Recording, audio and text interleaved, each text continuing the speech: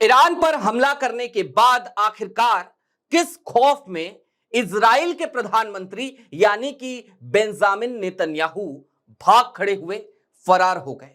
Israel के media house ने ही उनकी तस्वीरें साझा करी, उनके विमान को भागते हुए दिखाया और इस वक्त पे वो कहां जाकर छिपे हुए हैं। दूसरी तरफ डोनाल्ड ट्रंप ने ईरान को धमकाया और कहा कि परमाणु समझौता कर लो, नहीं तो इससे भी ज्यादा घातक हमले झेलने पड़ेंगे। और इन सब के बीच ईरान, उसने एक मस्जिद पर लाल झंडा फहरा दिया। तो क्या है उस लाल झंडे का मतलब और उस लाल झंडे से क्यों खौफजदा हो गए हैं इजराइल के प्रधानमंत्री? नमस्कार, मैं स्वप्निल, आप द न्यूज लॉन्चर देख रहे हैं। 11 बजे का वक्त हो गया, यानी कि वक्त हो गया आपकी और हमारी मुलाकात का 11th आवर का। और 11th आवर में आज कुछ चर्चा ईरान की, इजराइल की और साथ ही साथ अंधभक्तों के ताऊ यानी कि डोनाल्ड ट्रंप की। आप सबको अच्छे से पता है कि इजराइल ने आज हमला किया ईरान के ऊपर और यह हमला बेहद घातक था। तेहरान, जो ईरान की राजधानी है, वहां पर भी हमले हुए और लोगों ने बताया कि बड़ी तादाद में फाइटर जेट्स के जरिए इजराइल ने इस हमले को अंजाम दिया है। लेकिन अब जरा मैं आपको सबसे पहले एक तस्वीर दिखाना चाहता हूं। यह तस्वीर देखिए अपनी स्क्रीन पर। इस तस्वीर में आपको एक मस्जिद नजर आ रही होगी और उसके ऊपर लाल रंग का झंडा नजर आ रहा होगा। आखिरकार इस लाल रंग के झंडे का क्या मतलब है और ईरान ने यह जो लाल झंडा लटकाया, इसकी वजह से बेंजामिन नेतन्याहू को क्यों फरार होना पड़ा? अपनी स्क्रीन पर अब एक खबर देखिए। आपकी स्क्रीन पर नवभारत की यह खबर है और यह खबर यह बताती है कि तेहरान में हमले के बाद नेतन्याहू फरार, अज्ञात जगह हुए शिफ्ट, ईरान कर रहा पलटवार की तैयारी। इसी खबर को थोड़ा सा और विस्तार में देख लीजिए। इजरायली मीडिया का कहना है कि ईरान के खिलाफ हमलों के बाद तेल अवीव शासन के प्रधानमंत्री बेंजामिन नेतन्याहू को किसी अज्ञात स्थान पर ले जाया गया है। ऐसा माना जा रहा है कि वो ग्रीस में हैं।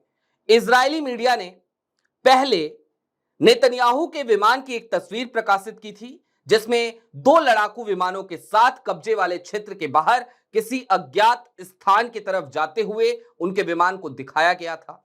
बाद में इजराइल के चैनल 12 ने बताया कि विमान ग्रीस की राजधानी एथेंस में उतरा था। यानी कि यह खबर यह बताती है कि इजराइल के प्रधानमंत्री हमला करने के बाद फरार हो गए, किसी अज्ञात स्थान पर जाकर फिलवक्त वो छिप चुके हैं। और यह हमला जो इजराइल ने किया ईरान पर, जरा उसकी भी आपको चंद तस्वीरें दिखा देता हूं। दैनिक भास्कर के कुछ ग्राफ्स दिखा देता हूं आपके स्क्रीन पर। दैनिक भास्कर का एक ग्राफ है जो बताता है इजराइल का ईरान के 6 सैन्य ठिकानों पर हमला। कौन कौन से थे ये? करमानशाह, तबरीज, तेहरान, अराक, नतान्स और इस्फहान। और इसमें जो सबसे ज्यादा गौर करने वाली बात है वो ये है कि तेहरान, अराक, इस्फहान और नतान्ज में ईरान के परमाणु ठिकाने और सुविधाएं हैं। यानी कि इजराइल ने ईरान के परमाणु संयंत्रों को निशाना बनाया। लेकिन इसके बाद इजराइल ने भी ड्रोन दागे। 200 से ज्यादा ड्रोन, जिस वक्त मैं ये वीडियो रिकॉर्ड कर रहा हूं उस वक्त तक ईरान ने इजराइल पर दाग दिए थे। ईरान अपनी तरफ से अब पलटवार कर रहा है और उसका पलटवार हर दिन, हर बढ़ती हुई घड़ी की सुई के साथ और तेज होगा। और यह बात इतने दावे के साथ क्यों? तो जो तस्वीर आपको दिखाई थी, जरा उस तस्वीर की अब इन ब्रीफ स्टोरी जान लीजिए। आपके स्क्रीन पर वो खबर है, खबर का एक अंश है जो इस पूरी कहानी को बयां करता है। ईरान की जाम करान मस्जिद पर लाल झंडा फहराया गया, यह बदला लेने की निशानी है। इजराइल से जारी तनाव के बीच ईरान ने कोम शहर के पास जामकरान मस्जिद के गुंबद पर लाल झंडा फहराया है। यह लाल झंडा सिया इस्लाम में बलिदान और बदले का प्रतीक माना जाता है। यह झंडा किसी बड़े हमले या महत्वपूर्ण व्यक्ति की मौत का बदला लेने की कसम का भी प्रतीक है। सिया मुस्लिम मानते हैं कि मंगलवार की रात इमाम मेहदी इस मस्जिद में आध्यात्मिक तौर पर मौजूद होते हैं, इसलिए हर मंगलवार को हजारों श्रद्धालु यहां प्रार्थना करने और कुएं में अर्जी डालने आते हैं।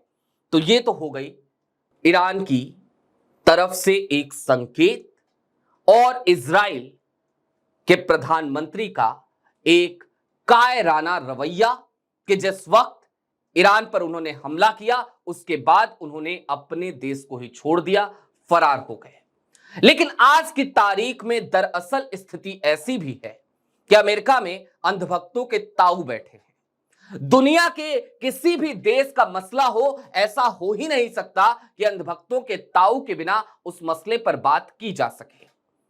अब अंधभक्तों के ताऊ ने क्या कहा है वो भी आपकी स्क्रीन पर है। अंधभक्तों के ताऊ ने अपने social media platform truth social पर क्या लिखा वो देखिए।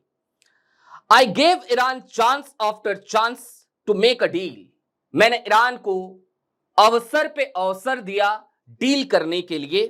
आई told them in the strongest of words to just do it, but no matter how hard they tried, no matter how close they got, they just could not get it done.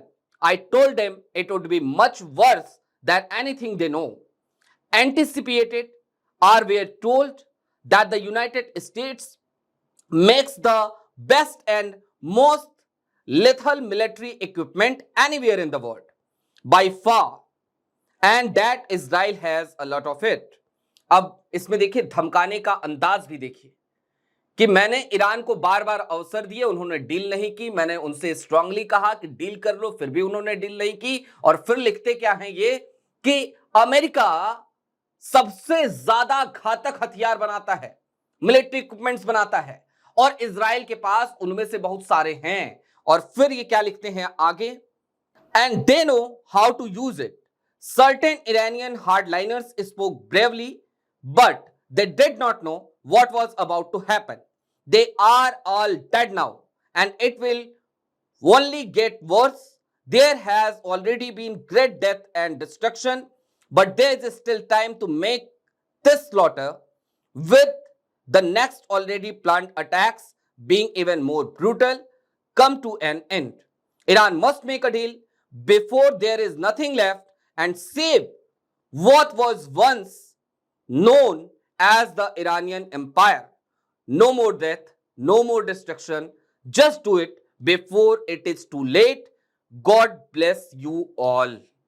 ये Trump साहब की सातिराना सी धमकी Iran को। लेकिन अब कहते हैं ना कि मीटिंग ऑफ मिनट्स क्या है, तो उसी तरीके से आज 11th आवर के मिनट्स क्या हैं, अब उनको भी जरा संक्षेप में समझ लीजिए। इजराइल ने ईरान पर फाइटर जेट्स के जरिए गोले दागे। ईरान ने अपने लोगों को खोया। ईरान के कई मिलिट्री अधिकारी वो भी इस हमले में शहीद हो गए। और इन सब के बाद ईरान ने अपनी एक मस्जिद पर लाल झंडा फहराते हुए एक संकेत दे दिया कि भाई देखो अब तो हम नहीं छोड़ने वाले हैं। ईरान के प्रमुख हैं अली खामेनेई, उन्होंने बयान भी दिया और कहा कि हम बिना सजा दिए इजराइल को माफ नहीं करेंगे। और जैसे ही ईरान अपने इस रवैये पर उतरा, जैसे ही ईरान रिटेलिएट करने पर उतरा, दो घटनाएं हुई। एक ट्रंप साहब की धमकी आई और दूसरी तरफ इजराइल के प्रधानमंत्री बेंजामिन नेतन्याहू फरार हो गए।